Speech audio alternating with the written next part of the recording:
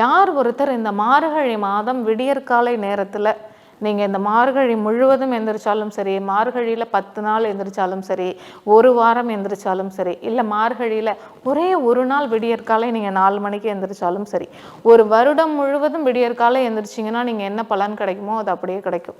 அப்போ விடியற்காலம் எந்திரிச்சிட்டா கிடச்சிருமா அப்படின்னு கேட்காதீங்க. அது அப்படி கிடையாது.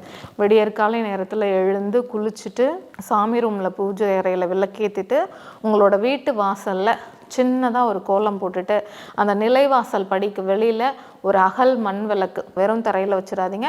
சின்னதாக ஒரு தட்டுலையோ இல்லை ஒரு வெற்றிலை இல்லை ஒரு மாயிலை ஒரு வாழை இலையை சின்னதாக நறுக்கியோ எப்படியோ அதை வச்சு நீங்கள் விளக்கேற்றுறீங்க. ஒரு நாள் மார்கழி மாதம் முழுவதும் ஏற்றுனா ரொம்ப சிறப்பு.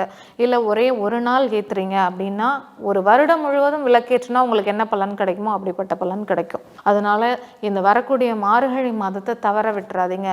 இல்லை நாங்கள் அப்பார்ட்மெண்ட்டில் இருக்கோம், என்ன பண்ணுறது, உங்கள் வாசலுக்கு மட்டும் சின்னதாக எவ்வளோ போட முடியுமோ அதை போட்டுக்கோங்க. அதை போட்டுட்டு இந்த வாசலில் விளக்கேற்றி வைங்க. இல்லை நாங்கள் வெளிநாடுகளில் இருக்கோம், உங்கள் வாசலில் ஏற்ற முடியாது அப்படின்னா பூஜை அறையிலையாவது ஒரு விளக்கேற்றி வைங்க. மார்கழி மாதத்தில் அது இன்னும் பலனை கிடைக்கும். நீங்கள் இருக்கிற இடத்துக்கு தகுந்த மாதிரி நீங்கள் எப்படி பயன்படுத்திக்கலாமோ அப்படி பயன்படுத்திக்கோங்க. நீங்கள் எப்படி மனசார வணங்குறீங்க, எப்படி மனதார இந்த செயல்களை செய்கிறீங்க அப்படிங்கிற விஷயத்தை பொறுத்து தான் உங்களுக்கு அதற்கான பலன்களும் கிடைக்கும்.